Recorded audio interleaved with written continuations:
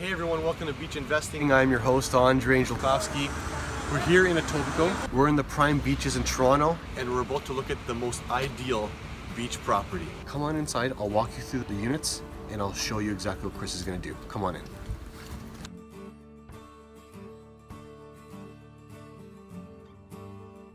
You're obviously renovating everything, right? Yeah. It's gonna be gutted to the studs. But the intention for this floor is to create an open concept family room kitchen with a bedroom and then 2 more bedrooms upstairs. From here onwards will be the kitchen, living room, and dining room open concept with a beautiful walkout deck. One great feature is having this walkout, which you back onto a little mini park here, and then you have views of the lake.